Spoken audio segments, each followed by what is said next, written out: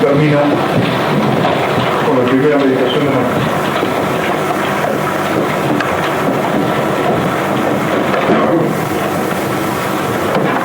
Las reglas de discernimiento de espíritus parten de una constatación que vale muy en particular para el tiempo de ejercicio, pero tiene vigencia en toda la vida humana. Es la constatación que hace San Ignacio, y en la cual de algún modo se especializa, de que el alma humana recibe emociones diversas. El alma humana recibe emociones diversas.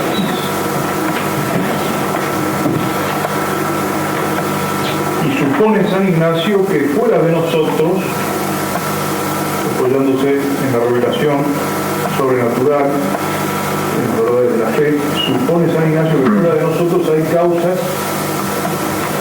que engendran estas emociones.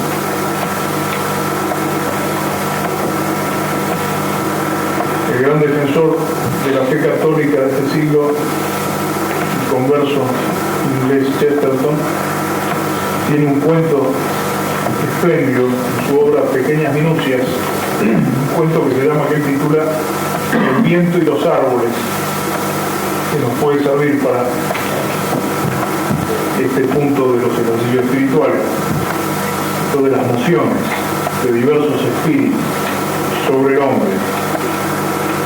Uno puede caer 1000 veces en la ilusión de que la materia tiene más consistencia que el espíritu.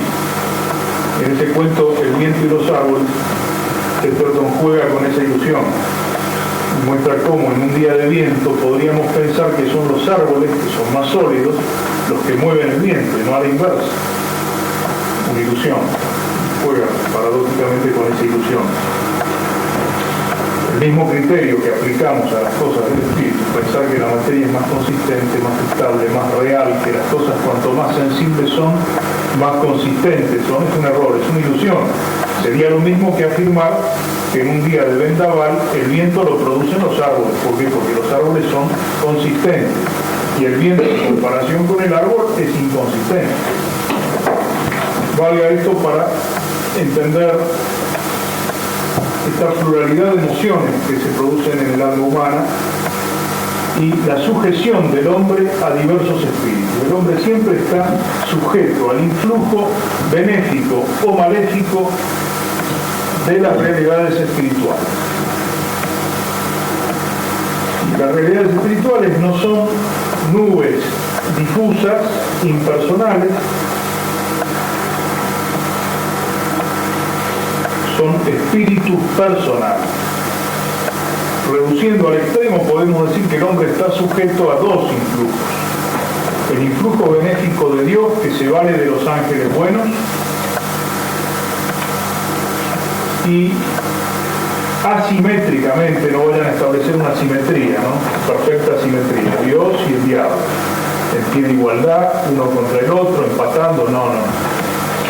Al influjo benéfico de Dios, Espíritu infinito, omnipotente, creador, trascendente, 3 veces santo, que se vale de los santos ángeles, que lo sirven, lo alaban, lo reverencian, y asimétricamente el demonio y los ángeles tentadores, los espíritus rebeldes, que no son nubes difusas, sino personas angélicas, fijadas en su condenación, en su rebeldía, en su odio, en su envidia al hombre. Es de fe católica la existencia de ángeles tentadores, espíritus personales que tientan al hombre.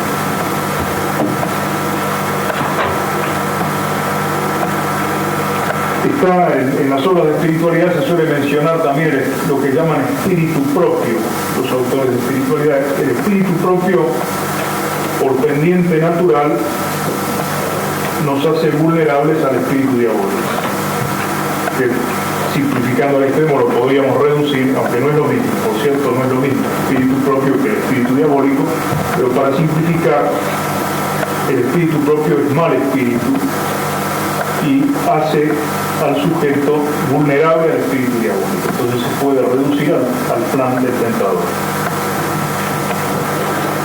Estas mociones,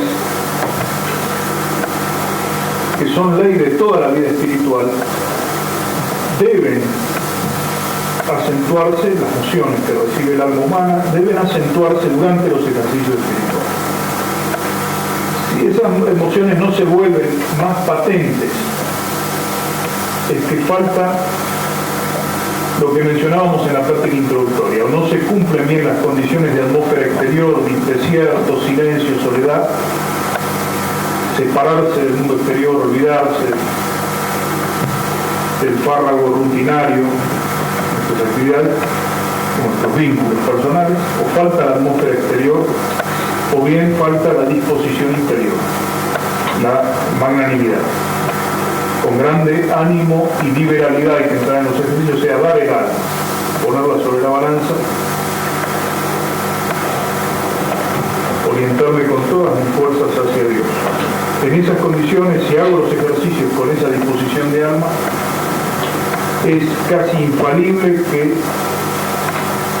se vuelvan patentes, por lo menos más patentes que en mi vida habitual, las mociones de los diversos espíritus. Por eso es esta una buena ocasión, esta experiencia de vida monástica que les decía, es una excelente ocasión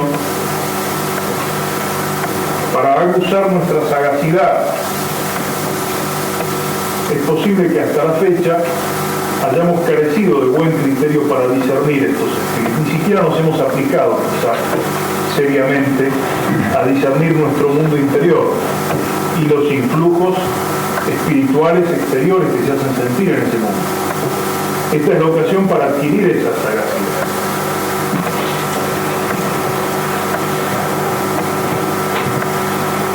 San Ignacio nos va a dar 14 reglas de discernimiento de espíritus para la primera semana. Esas 14 reglas tienen importancia desigual, las iremos enunciando y comentando.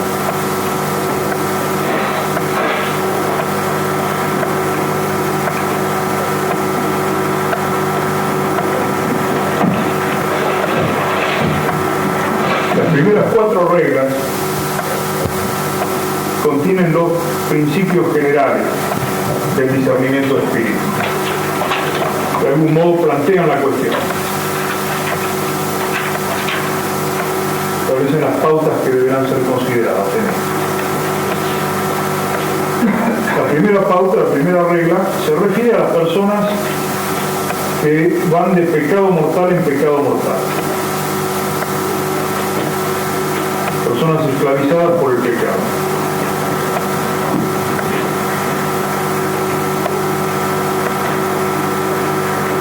Y allí la acción de ambos espíritus es contraria, no solo es diversa, sino contraria. Por ende, el mal espíritu, el espíritu del mal, en la persona que está habitualmente instalada en el pecado mortal, una persona esclavizada que no ha retractado su mala voluntad, o bien que no rompe esas cadenas con la decisión de confesarse, decisión eficaz. La persona esclavizada por el pecado mortal, el mal espíritu se empeña en instalarla en la paz del pecado, entre comillas, en la paz del pecado. En esas condiciones el mal espíritu se presenta como una madre que consuela, engendra emociones deleitables, actúa como una especie de sedante.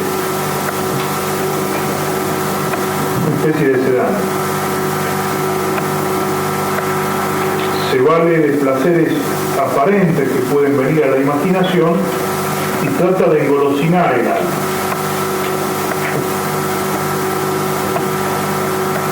Es así que podemos hablar, ya haciendo un discernimiento psicológico del hombre, de la conformación psicológica natural del hombre, pueden darse y se dan en nuestros días, es frecuente, coincide con esta acción del espíritu malo, personas de mala voluntad con buenos sentimientos. Personas de mala voluntad con buenos sentimientos. La mujer, por ejemplo, la habrán visto quizás en Mendoza, es un caso típico, se suele dar.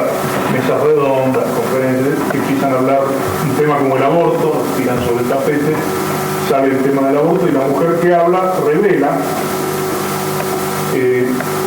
tener mala voluntad, pésima voluntad, está empecinada en defender la naturalidad de algo aberrante y se instala en ello y tiene una voluntad férrea en sostener con argumentos, tira con lo que tiene a mano, mala voluntad. Pero ve aquí que esa misma mujer es afable, manifiesta sentimientos buenos, dulces, manera de hablar. Valga este ejemplo de psicología humana para entender la acción del mal espíritu en el pecador habitual. En el pecador habitual el mal espíritu se presenta como bueno, como bondadoso, compasivo, comprensivo, sentimental, con buenos sentimientos.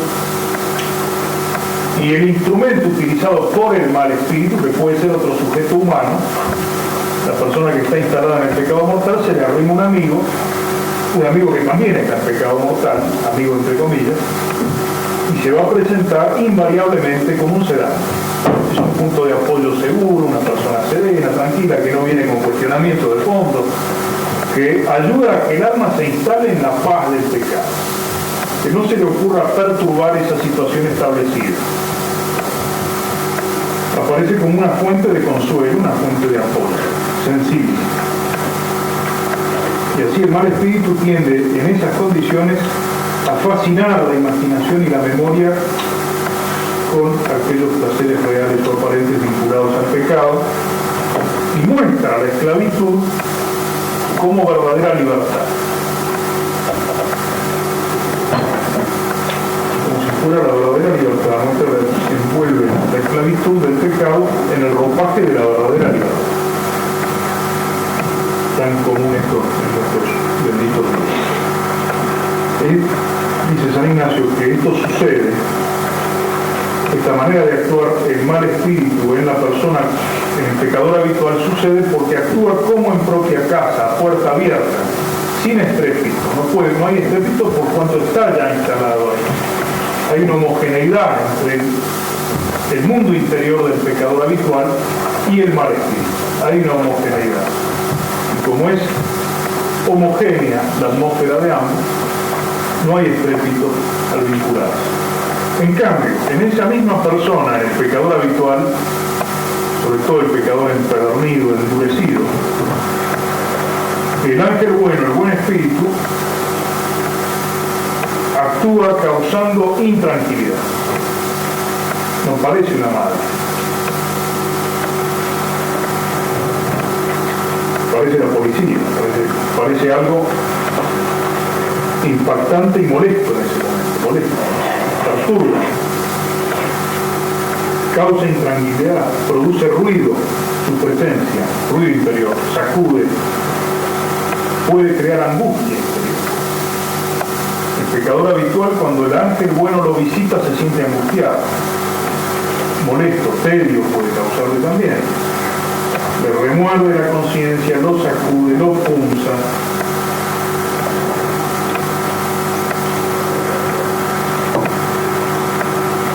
Y normalmente la obra del ángel bueno, y en esto se distingue del ángel malo, la obra del ángel bueno comienza por la cumbre de nuestra humanidad, es decir, por la inteligencia. Así obra Dios, de arriba para abajo. El ángel malo no tiene acceso a la inteligencia, trabaja con la memoria y la sensibilidad.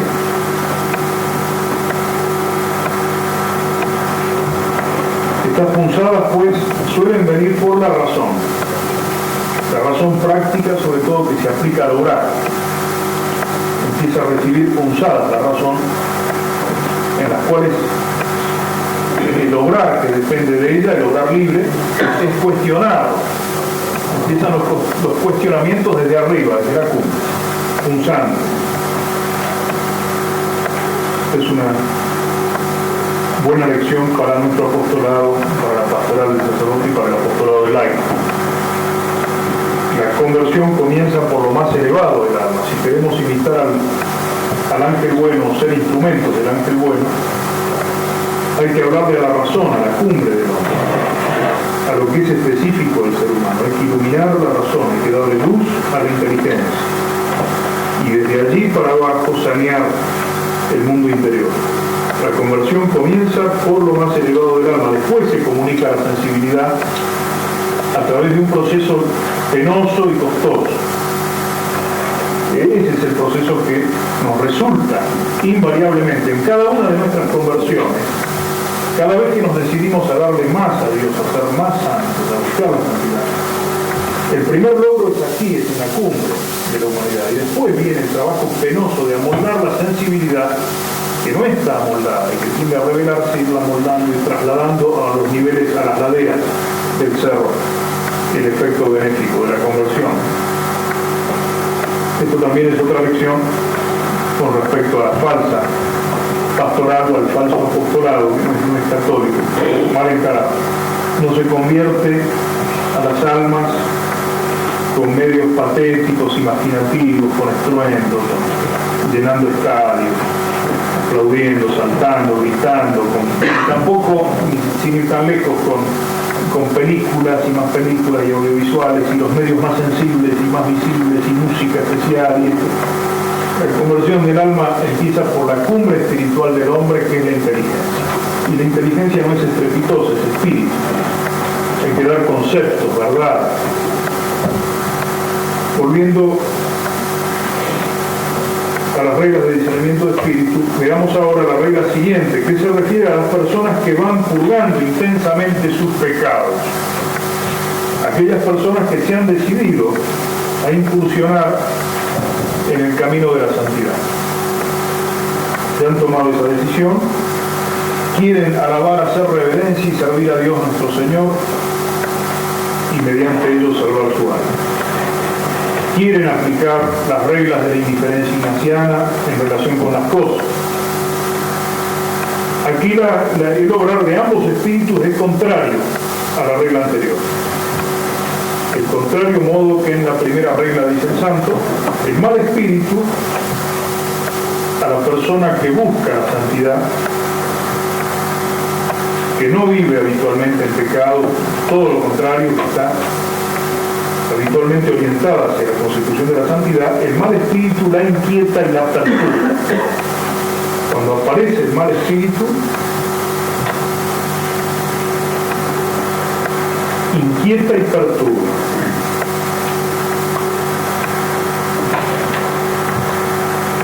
Inicialmente a través de la imaginación. Es la potencia más peligrosa del alma humana en esta materia.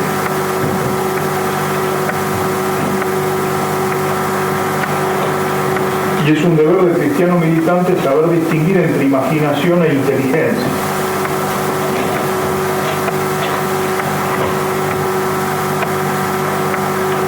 El mal espíritu se va insinuando en la imaginación y en la sensibilidad, y de esa forma llega a crearle, llega a incidir sobre la razón. Le crea a la razón lo que podemos llamar falsas razones. Desde la imaginación edifica falsas razones, le da material equivocado a la razón,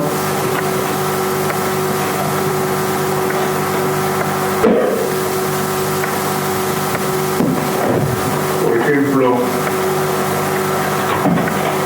atiborrar la imaginación del recuerdo de los pecados pasados, sobre todo de los más impactantes, los que fueron objetivamente más graves, que se descalibran ahora subjetivamente, de tal manera que ocupan toda la imaginación. Puede darse eso, atiborrar la imaginación de los pecados pasados. Y de ello sacar una conclusión que es una razón falsa. Con semejantes pecados no tiene sentido que emprenda el camino de la santidad.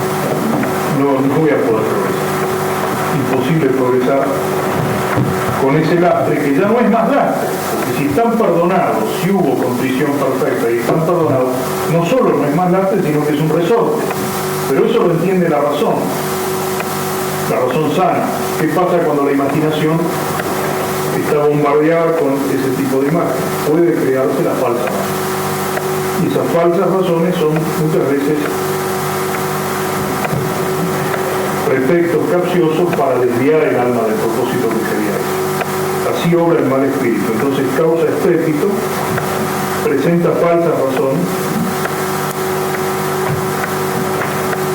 enriegos, escrúpulos, temores, dudas interminables.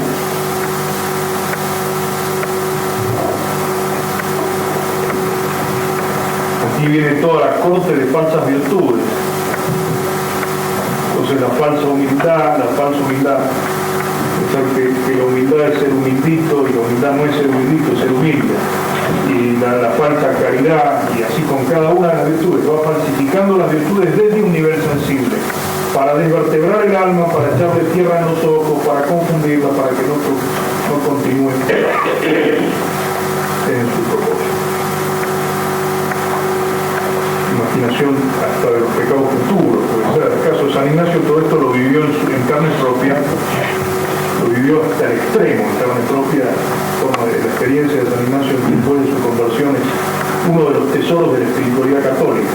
Esa experiencia puesta por escrito en los ejercicios y en el diario del santo, en las crónicas, perfectamente ese tiempo que él pasa en la cueva de Manresa, cerca del santuario de la Virgen de Montserrat, la Virgen Morena, Cataluña, quien deja su espada, renuncia a su oficio militar y emprende esa vida que ha hecho de él uno de los más grandes santos de la santuaria católica. Le decía el diablo en esos tiempos, en esos días, prolongados días de ayuno y de mucha oración, purgando sus pecados, ¿no? Personas que van intensamente purgando sus pecados, le aparecía sensiblemente la audición de esta frase: serás capaz de aguantar 50 años si apenas aguantas un día. Una razón falsa, una falsa razón. Tanto él como nosotros no tenía la vida comprada, no sabía si iba a estar 50 años en este mundo, pero sí sabía lo que tenía que hacer ese día, que era ofrecerle a Dios lo que Dios le inspiraba. Y en ese propósito mantenerse aún contra todas estas falsas razones. Por el contrario, en las personas que van intensamente purgando sus pecados, personas que se han decidido a servir a Dios, el ángel bueno da ánimo, da fuerzas, consolaciones secretas, interiores, sobre todo espirituales, no tanto sensibles. No hay que pensar que el ángel bueno necesariamente va a traer gozo sensible. Sí va a traer un impulso misterioso en una atmósfera de cruz, un impulso secreto, un resorte oculto, algo que no es natural y que mantiene el alma tensa hacia Dios y a la vez en paz. La presencia del ángel bueno en el alma que busca la santidad se traduce por una paz profunda. A veces logra, según los designios providenciales de Dios, el ángel bueno a veces anula completamente la acción diabólica. Entonces basta que uno se ponga en oración, se pone en oración y se desvanece rápidamente la acción diabólica, o después de comulgar, en fin, todo aquello que nos pone en contacto inmediato con Dios. Pero muchas otras veces Dios permite, en sus designios providenciales, que persista la acción simultánea o alternada de ambos espíritus. Y esos son los momentos difíciles, críticos, donde hay que discernir.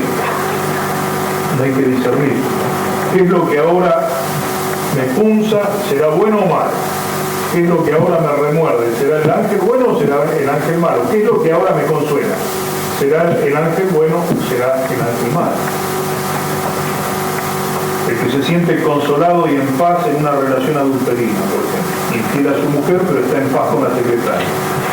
Evidentemente no es el ángel bueno, pero no puede serlo. Por más que él perciba y pueda tocar con las manos una paz celestial, entre comillas.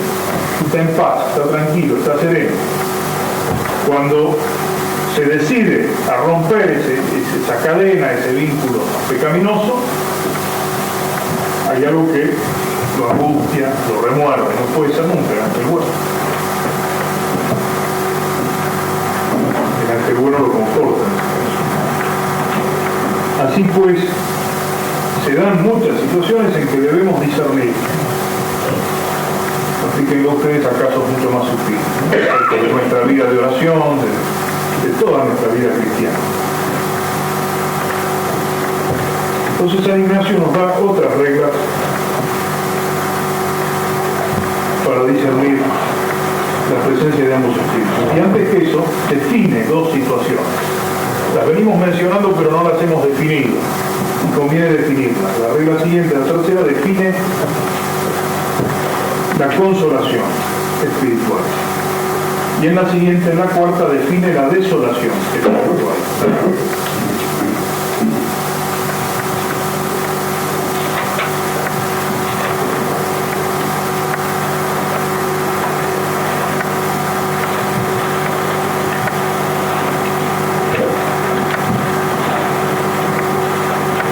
La consolación espiritual es el efecto sintomático, casi infalible, de la presencia del ángel bueno en el alma. La consolación espiritual. No la consolación simplemente, la consolación espiritual.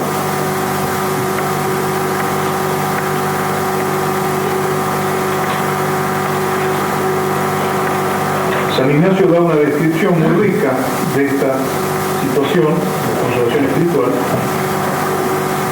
y hay una variedad casi infinita de expresiones de la consolación espiritual, de síntomas concretos. Eso pertenece a la existencia humana, así que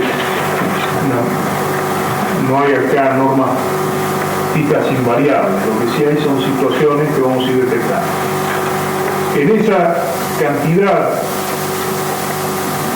indefinida de expresiones de la consolación, resultado del buen espíritu en el alma, hay dos signos constantes. Esos son síntomas genuinos de consolación espiritual. Aún situados en la boca del infierno, como decíamos en la meditación del infierno con la frase de Don Orión, del Beato Don Orión. Aún situados en la boca del infierno. Pensemos en, qué sé yo, San Francisco Javier solo conquistando Chile, las puertas de Chile, solo y suave. Desamparo humano casi total, sin ningún punto de apoyo humano. Está en las bocas del infierno, solo. Pero aún en esa situación los dos signos constantes son, en primer lugar, el mayor desapego.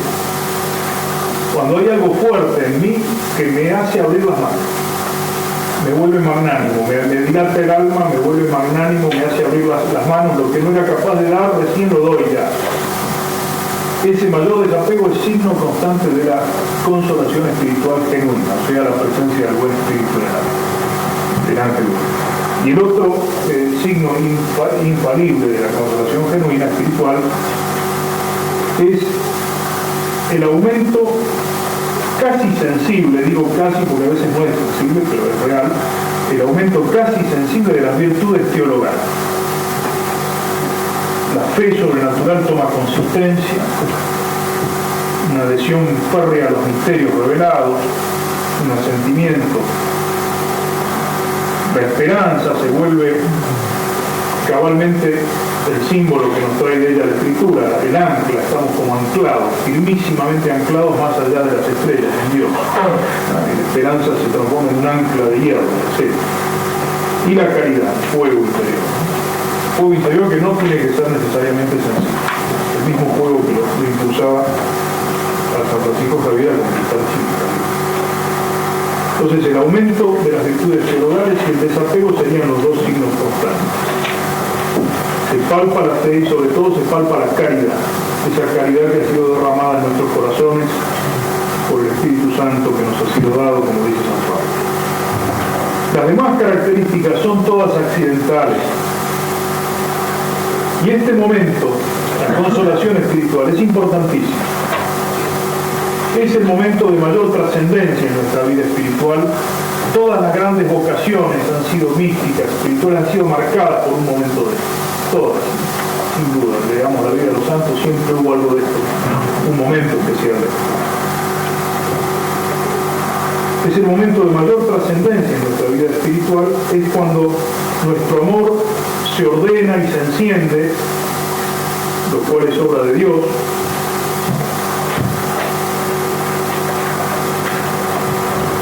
Y para estos momentos solo podemos disponernos. Es lícito buscarlo, porque es el marco adecuado para grandes cosas, para grandes entregas, para la santificación. Es lícito buscarlo, pero no es lícito apegarnos a ella, no apegarnos a la consolación espiritual. Eso achica el alma, al revés. Tenemos que estar dispuestos a renunciar y a no dejarnos determinar por la consolación.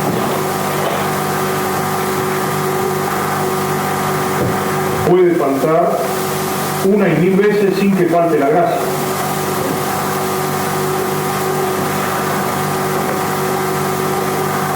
Pero ciertamente Dios tiene para la santificación de cada alma previstas estas horas intensas de aumento de las virtudes teologales y de mayor desapego, de mayor generosidad. La otra definición que nos toca hacer, siguiendo a San Ignacio, es la desolación espiritual. La desolación espiritual es el estado en que deja el alma la moción del mal espíritu, el paso del ángel rebelde, del tentador, deja el alma en un estado determinado que se llama desolación espiritual.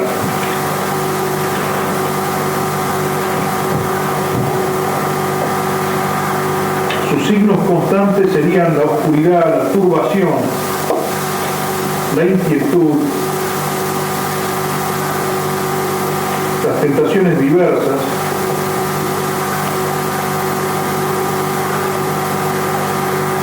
la desconfianza, la falta de esperanza,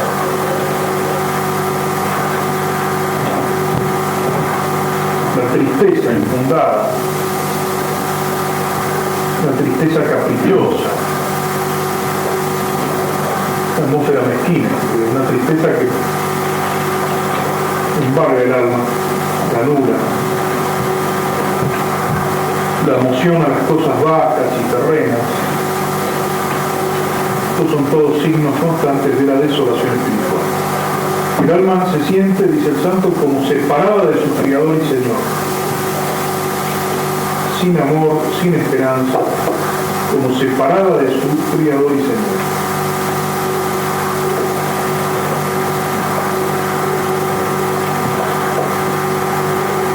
También es importante destacar este momento porque es habitualmente cuando el diablo escoge entablar el diálogo. El tentador ordinariamente elige esta época para hablar.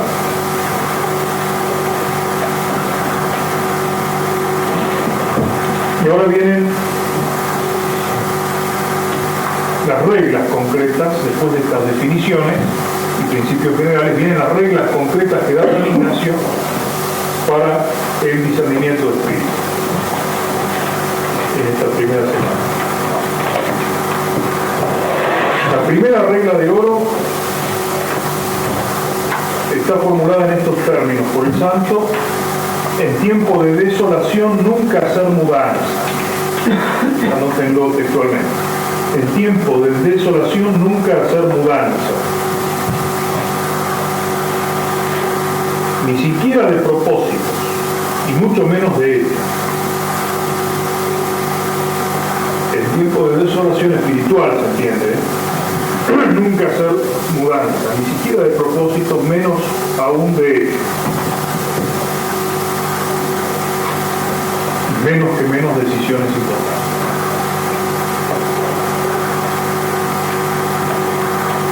La desolación es una crisis de la caridad en la paz sensible, un momento crítico, donde parece que hubiera perdido consistencia la caridad. Es una apariencia que crea el tentador, que crea el mal espíritu.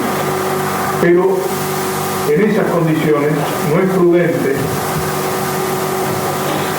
alterar los propósitos, porque van a estar determinados por esa atmósfera sensible. Sería fatal.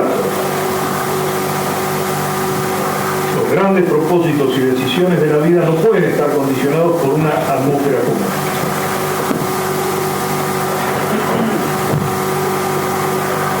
En cambio, la consolación espiritual es la plenitud del amor experimental, la experiencia del amor de Dios. Y ese es el momento adecuado para establecer los propósitos rectores de mi vida. La segunda regla de oro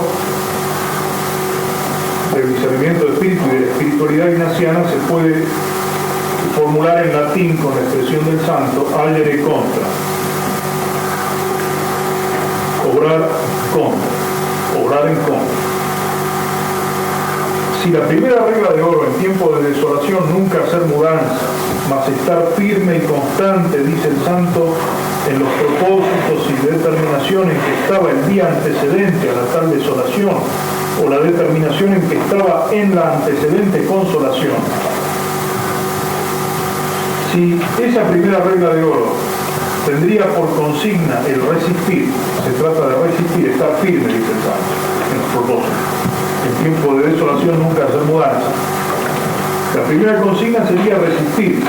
Ahora, con el agere contra, el santo nos propone una estrategia ofensiva. La segunda consigna es no solo resistir, sino atacar. Hace valer San Ignacio su oficio de militar, de soldado, para este combate espiritual. La consigna ahora es atacar, una estrategia ofensiva. ¿Atacar cómo? En tiempo de desolación, hacer oración, hacer penitencia, aunque esté desolado, sobre todo porque estoy desolado. Patearle la cabeza al enemigo, si el tentador se insinúa, patearle la cabeza, pisotearlo. No resistir, atacar. Y eso tiene una aplicación enorme en nuestra vida. Esta regla del agere contra tiene una aplicación amplísima a 1000 circunstancias de la vida cotidiana. Está la clave de todo el ascetismo católico en el agere contra, orar en contra del mal espíritu aún en estado de desolación. Aquí hay un padre jesuita, un código jesuita español, trae un código de ejemplos de la abnegación, código de la abnegación, el negarse a sí mismo, como es negarse a sí mismo. Aquí viene, digamos, una explicitación de ese negarse a sí mismo, cómo explicitarlo, cosas quizás triviales, pequeñas, lo divide en capítulos, ejercitarse en este gran ejercicio espiritual para la vida cotidiana, que es una prenda de victoria en la vida espiritual, el combate espiritual, el cumplirlo con la mayor fidelidad posible, la mayor valentía posible. Por un capítulo que pone este padre es no quejarnos, agere contra, orar en contra. La tendencia, la pendiente natural lleva a la queja, a llorar, no quejarnos ni del cansancio, ni del insomnio, ni del trabajo complicado, de nada, nos quejamos muy frecuentemente del dolor físico, de un contratiempo, del tiempo. Si hace calor, porque hace calor, si hace frío, porque está nublado, porque va a llover, no va a llover, de la economía también, de la deuda externa, de la inflación, no quejarnos, o sea, no es que no debamos ser lúcidos sí, y ser eficaces en nuestra oposición al mal, seguro, pero vamos a ser eficaces justamente aplicando esta regla. Agere contra, orar en contra, no preguntar, es otro capítulo, primero no quejarnos. Recuerdo en el primer retiro de San Ignacio que me tocó hacer, por ahí por distribuían unos manuales antiguos que no eran estos, no eran los y esto lo hizo el padre Alfredo Sáenz, eran unos manuales viejos de la década del 40 creo que eran, y traía entre las consignas las frases, que traía una frase que parecía, que la descubrí allí, me pareció un buen hallazgo para tratar de aplicarlo, me parecía más fácil de lo que era después en la vida real. Pertenecía a esta parte de los ejercicios del Ayer de Contra, decía, no quejarme, un propósito para hacer, no quejarme nunca, jamás, de nada, ni siquiera de mí mismo. Fíjense qué lindo propósito, pero esa es la santidad. Ese solo punto, bien cumplido, ya es, implica una energía espiritual de tal calibre que compromete toda la santificación del alma. Si uno logra, con la gracia de Dios, mantener ese propósito, es que está siendo fiel a la gracia en forma impresionante. Pero por lo menos lo pueden anotar, tenerlo presente sin tratar de cumplirlo en estas pequeñas cosas que uno se va ejercitando y puede, con la gracia de Dios, progresar. No preguntar nada agradable pero inútil. Preguntas tantas veces femeniles, ¿no? De cosas agradables pero inútiles, no tiene ninguna utilidad.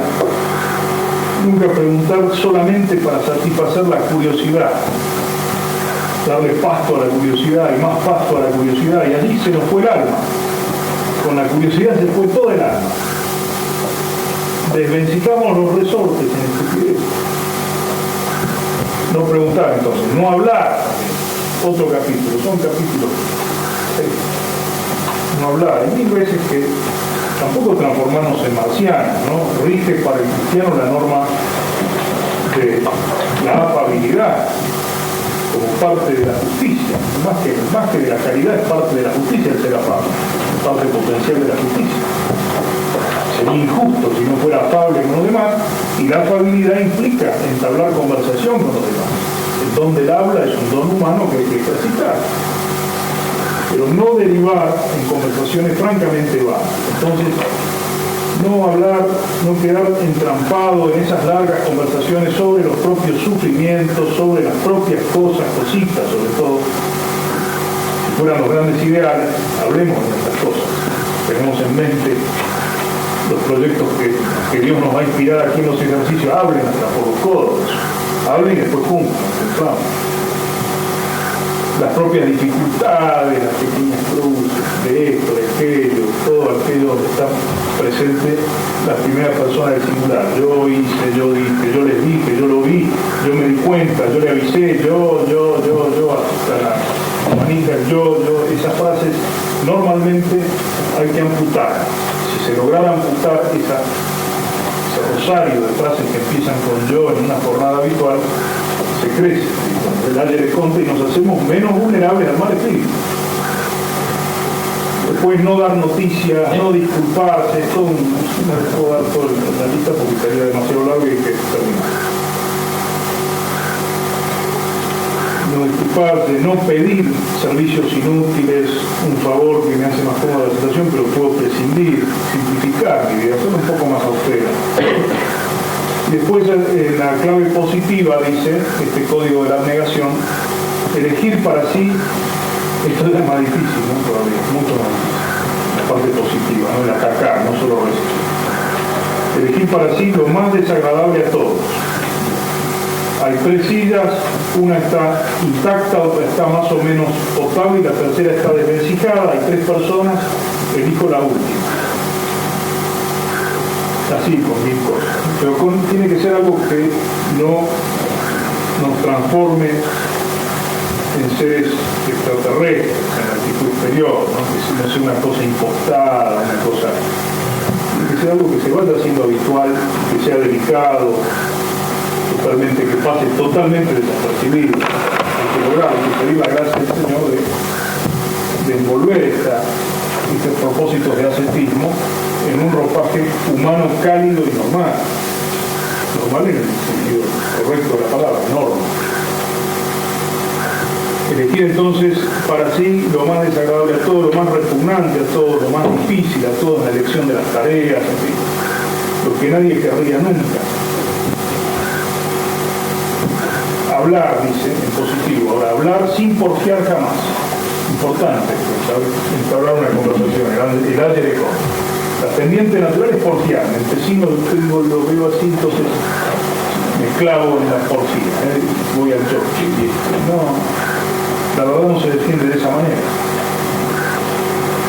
Hablar sin porfiar jamás, darle la ocasión al interlocutor de que vaya descubriendo, si está equivocado, que lo vaya descubriendo a través de lo que uno manifiesta sin incorrer en la porfía. Que es inútil, es vana, normalmente es contraproducente. Y después también, hablar sin sacar sombras de nadie, aquellos peros proverbiales de las conversaciones. Fundamental, gran tipo, pero, y el pero, y así, tan frecuentes, casi es un tipo de la conversación habitual, el pero.